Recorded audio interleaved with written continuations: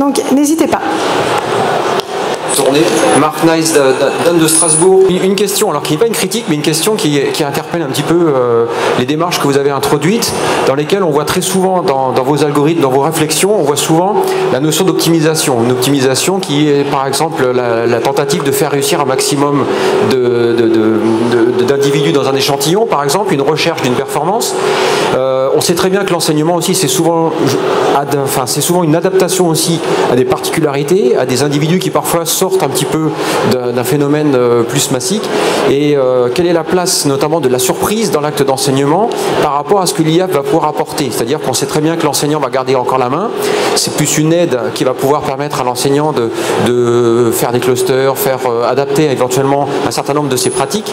Mais en quoi est-ce qu'on ne risque pas d'influencer l'enseignant à aller vers effectivement cette sorte d'optimisation et laisser un peu moins cours à l'imagination, à la surprise, qui est aussi un acte pédagogique fort?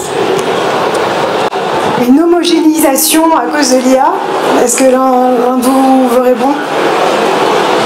Nous, on est très dépendant en fait de la définition de l'espace d'activité au départ, qui est faite par les pédagogues, par tout ça. Et notre algorithme a plus sa vocation d'entraînement.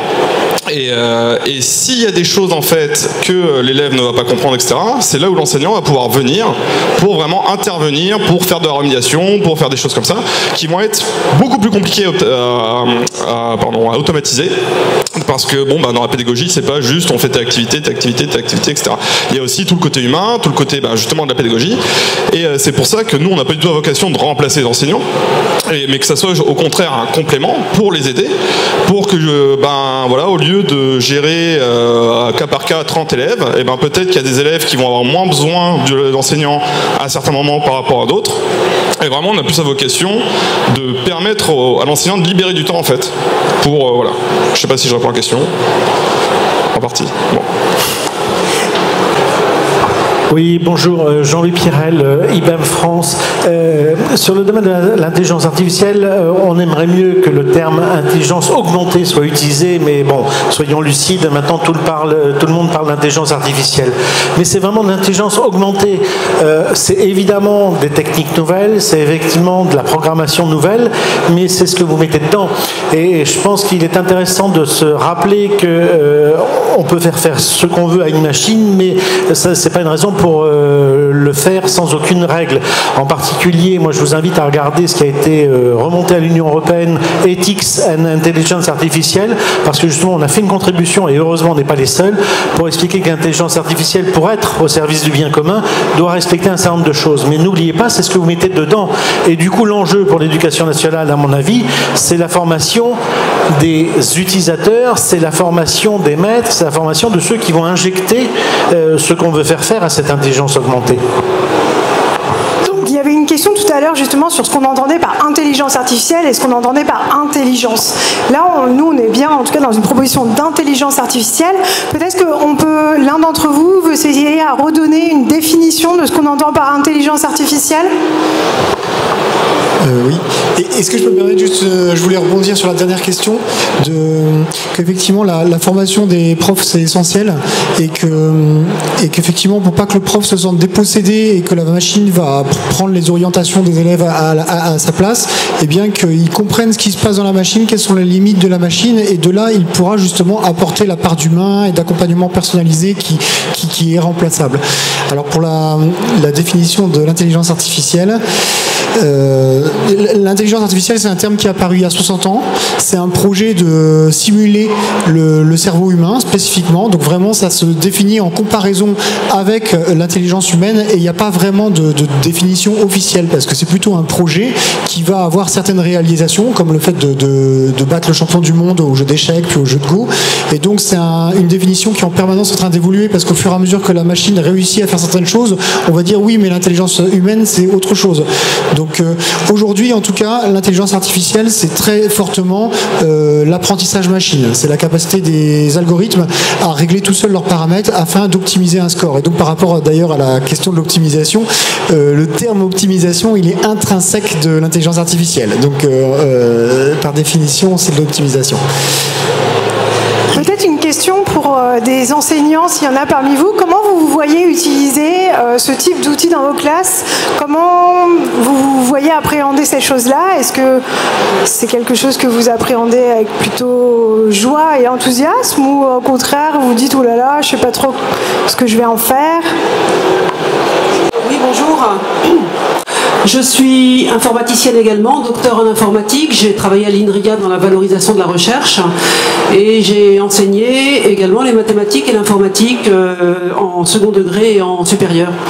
Et donc moi, la crainte que j'ai là, c'est clairement une dépossession de la capacité de l'enseignant à faire des choix pour ses élèves. Je veux dire, si maintenant on est obligé de passer par des logiciels d'intelligence artificielle pour faire des groupes, ça me paraît complètement délirant. Voilà, donc encore une fois, on nous dépossède petit à petit, par des raisons, sous des arguments scientifiques, de capacités humaines qui jusqu'à présent ont plutôt bien fonctionné pendant des milliers d'années. Voilà. Alors, déposséder ou utiliser, telle est la question. Peut-être un point de vue, vas-y. Il ne s'agit pas d'un point de vue, mais d'une question posée à M. Clément, qui a dit en conclusion de son intervention que les élèves qui avaient été soumis à cette expérimentation d'utilisation de l'intelligence artificielle avaient plutôt bien réussi et que c'était cool. Enfin, je le cite à peu près. Alors, le cool, c'est un ressenti, et ça, j'interviens pas dessus, c'est très bien. Mais le plutôt bien réussi, est-ce qu'il peut préciser ce que ça signifie? Autrement dit, est-ce qu'il y avait des populations témoins? Enfin, comment a été étayée cette expression plutôt mieux réussie, plutôt bien réussie? Allô. Ouais. Du coup, donc nous en fait dans notre expérimentation, ce qu'on a fait, c'est qu'on a comparer différents algorithmes. Donc on avait le même espace pédagogique avec de la composition, donc rendu de monnaie, etc. Et notre but était de comparer notre algorithme, donc ZP2S, face par exemple à une séquence experte. Donc on travaille avec un enseignant avec qui on a développé une séquence experte, et notre but était de savoir est-ce que notre intelligence artificielle va faire aussi bien, mieux ou moins bien qu'une séquence qui a été design à la main par un expert, qui a demandé beaucoup de temps de travail, où il y a eu beaucoup de réflexion pour pouvoir la faire, et où justement le but de notre intelligence artificielle est d'éviter de passer tous ces steps, enfin tout ce travail en amont. Et donc quand je disais que ça a plutôt bien marché, c'était dans le sens où les élèves ont aussi bien appris, voire mieux appris avec notre algorithme qu'avec la séquence experte.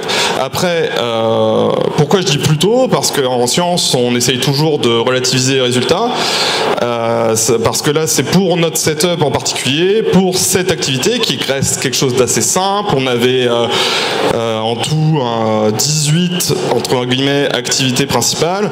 Ça reste quelque chose quand même d'assez succinct, et c'est pour ça que personnellement j'ai tendance à toujours pondérer mes propos pour voilà, parce que personnellement en tant que scientifique je préfère pas dire oui, tout a super bien marché, c'est la nouvelle révolution, etc. C'est pour ça que j'ai juste employé le terme plus tôt, mais voilà, dans le sens on a eu des bons résultats, notre algorithme a bien marché, mais voilà, c'est toujours à relativiser. Est-ce que dans d'autres cas ça marchera aussi bien? Est-ce que dans d'autres conditions pédagogiques ça marchera aussi bien?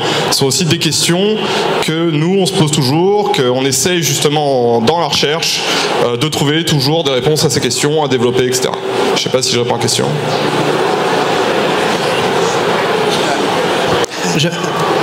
Excusez-moi, juste avant de prendre l'autre question, j'aurais bien voulu répondre parce qu'il n'y a pas eu de réaction à ce qui avait été dit avant la remarque de madame, qui me semblait quand même importante. Alors, si je résume d'un petit peu, l'idée c'était de dire, finalement l'enseignant il sait déjà tout ça, pourquoi est-ce que j'ai besoin de l'IA pour faire des groupes? Alors je suis tout à fait d'accord sur le principe que l'enseignant connaît sa classe, évidemment, mais l'idée c'est de dire, moi en tant qu'enseignant, je ne peux pas suivre 100% du temps l'ensemble des activités que font tous mes étudiants. Donc, est-ce que j'ai une idée des profils des étudiants dans ma classe? Bien sûr, heureusement, autrement ce serait problématique.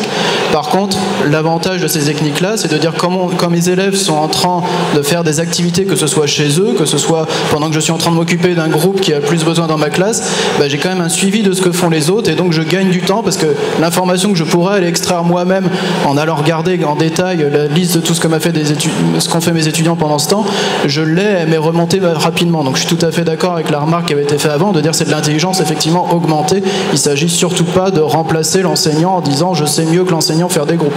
Et au final, si l'enseignant considère que les groupes qui lui sont sortis par la machine ne sont pas pertinents, libre à lui de les ignorer, bien entendu. S'il vous plaît, merci. Oui, bonjour, Ali Lassed, d'Anne, Académie de Reims.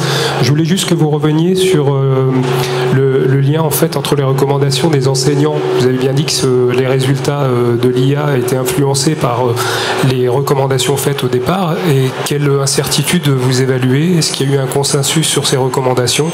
Comment vous avez construit ça?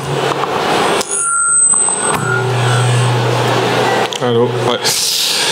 Donc en fait, comme j'expliquais, notre algorithme et notre méthode se basent sur ce qu'on appelle la graphe d'activité ou l'espace d'activité. C'est-à-dire que notre algorithme ne peut pas fonctionner tout seul. Il a besoin d'avoir en entrée de l'information sur la séquence pédagogique. Et donc c'est pour ça qu'on est vraiment complètement dépendant de l'expertise des pédagogues, des enseignants, des experts en pédagogie, car en fait, ce qui va faire que l'algorithme va bien fonctionner, le plus important, c'est vraiment la définition de ce graphe.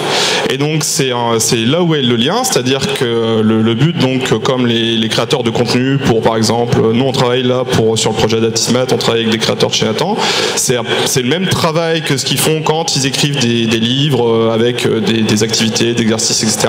Sauf que là, c'est juste formalisé de notre manière, mais le lien est à cet endroit-là. C'est-à-dire que c'est vraiment la création et l'organisation des contenus, comment est-ce qu'ils sont organisés entre eux, quelles sont les compétences, les unités de connaissances qui sont travaillées, etc.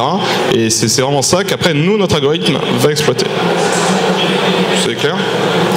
Au-delà de ça, maintenant que vous êtes un petit peu acculturé à ce qu'est l'IA et ce qu'elle peut faire, ce qui serait vraiment intéressant, je pense, c'est au-delà même des quelques algorithmes qui existent, de savoir ce dont vous avez besoin. C'est aussi pour ça, en fait, qu'on a besoin que tout le monde soit un petit peu acculturé à ces sujets-là, pour pas laisser, en fait, entre les mains de quelques-uns nous proposer des services qu'on peut juste utiliser ou pas, mais bien qu'on définisse ensemble les solutions qui vous seraient utiles. Alors, est-ce que vous imaginez des solutions qui vous seraient vraiment utiles? Bonjour, je suis Johanna Gatteo-Léo-Lagrange à Nantes. Je me posais la question du public, en fait. Le public, à quel moment, en fait, enfant ou jeune, il participe aussi à la mise en place, justement, de cet algorithme-là, et à quel moment l'enseignant peut aussi collaborer avec le jeune pour qu'il puisse aussi se saisir, en fait, de l'outil.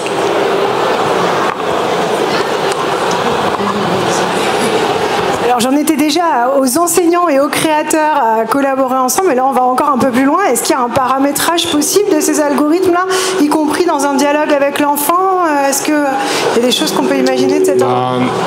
Donc nous, par exemple, sur encore une fois la dernière expérimentation, un des algorithmes qu'on a testé, donc on a différentes versions de l'algorithme. Pour aller dans les détails, en fait, donc la théorie derrière nos algorithmes, c'est théorie sur le développement de l'enfant, où l'enfant est actif, c'est-à-dire que c'est lui qui choisit les activités qu'il fait. Or, dans notre système de recommandation, initialement, il n'y a pas de choix laissé à l'enfant, c'est le système qui recommande. Et donc l'idée dans la dernière expérimentation qu'on fait, c'était de pouvoir laisser du choix à l'enfant, justement. C'est-à-dire que le système, par exemple, recommande 2 activités qu'il a évaluées pertinentes en fonction du programme d'apprentissage, etc. Et l'enfant peut choisir entre 2 activités qui font partie de l'espace de ce que l'algorithme a considéré comme le plus pertinent. Donc voilà, ça c'est un des exemples nous qu'on a par rapport à l'algorithme. Après, dans le lien pour par exemple créer du contenu ou des choses comme ça qui vont ensuite être utilisées par notre algorithme, ben ça je pense que ça va être des questions sur lors de l'intégration des algorithmes dans des plateformes éducatives ou ce genre de choses. Et ben ça va être le lien qui va être un peu au-dessus, c'est-à-dire comment la plateforme est utilisée justement dans les classes, au niveau du ministère, etc. Voilà, je pense que ça va plutôt être à ce niveau-là que va se faire ce contact. Mais nous, l'algorithme peut être utilisé par l'enfant en, par exemple, donnant un retour à l'enfant aussi, en lui disant, bah tu as progressé là, en disant, voilà, ça, nous, on considère que ça a l'air bien, est-ce que toi, ça te va? Voilà. Ça, c'est des choses qu'on peut imaginer, où il y aura de l'interaction avec l'enfant, voilà. Mais par exemple, nous, ce qu'on s'est rendu compte, c'est que des enfants de 7 ans, en fait, ils comprennent pas exactement ce que ça signifie pour eux, les activités. C'est-à-dire qu'en fait, on a comparé ça, les enfants, donc il y en avait qui avaient du choix, ils pouvaient choisir les objets avec lesquels ils travaillaient, mais vraiment le cœur de l'activité pédagogique était recommandé par l'algorithme, et il y avait des enfants qui n'avaient pas de choix sur les objets, mais qui pouvaient choisir quelle activité vraiment ils allaient faire. Et on s'est rendu compte que ceux qui choisissaient leur objet étaient beaucoup plus motivés que ceux qui choisissaient leur activité pédagogique. Et donc nous, on interprète ça par le fait qu'à 7 ans, ils comprennent pas forcément bien l'intérêt ou pourquoi est-ce qu'ils pourraient choisir entre ça ou ça. Et donc ça, c'est peut-être plus intéressant pour des apprenants plus vieux. Donc j'ai pas d'âge, je suis pas vraiment expert là-dedans, mais voilà, ça c'est quelque chose qu'on a observé par exemple dans les expérimentations. Après, mais encore une fois, pour notre setup expérimental, hein, je ne dis pas qu'un enfant de 7 ans n'est pas capable de choisir pour lui-même. Hein, mais nous, dans notre setup expérimental, c'est ce qui s'est passé. Voilà. Je ne sais pas si je réponds à la question. Merci. Je crois qu'on a une question là-bas. Oui, de l'Académie de la Réunion. Si j'ai bien compris, dans votre présentation, les outils sont essentiellement utilisés pour faire de l'aide à l'acquisition sur des compétences formelles.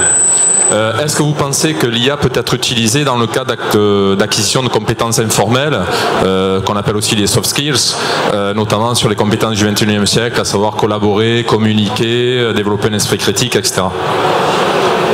Alors peut-être là-dessus, je peux donner la parole pour rebondir dans le public, à notamment des membres du collectif Classe Code, comme la Compagnie du Code, qui justement utilisent l'IA pour développer des ateliers auprès des jeunes et justement développer la créativité, les capacités de collaboration, etc.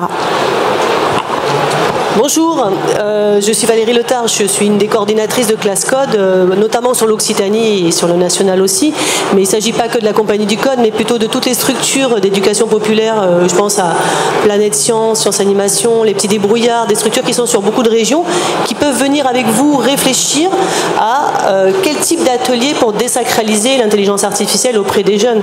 Nous, effectivement, sur le terrain, on fait des jeux débranchés, c'est-à-dire sans même l'ordinateur, et sans écran, pour que les enfants puissent comprendre ces notions d'algorithme et pouvoir commencer à jouer avec en fonction des besoins et créer leur premier petit système, mais avec l'enseignant et ou avec les parents sur des moments très conviviaux de réflexion et de montage de projet. Et donc on développe ça actuellement sur l'intelligence artificielle. On a des tutoriels et des ateliers qu'on est en train de créer pour promouvoir la créativité autour de l'intelligence artificielle et l'utiliser de la même manière que c'est un outil de plus au service de l'enseignant et pas voilà, c'est aussi un outil de plus pour pouvoir créer, programmer, construire, définir des choses tous ensemble. Je vous remercie vraiment beaucoup. Je suis désolée, il faut qu'on arrête de prendre des questions maintenant car on va nous mettre à la porte pour la prochaine conférence. J'espère que nous aurons l'occasion de poursuivre les échanges sur le salon. Merci beaucoup, merci à nos intervenants. Au revoir.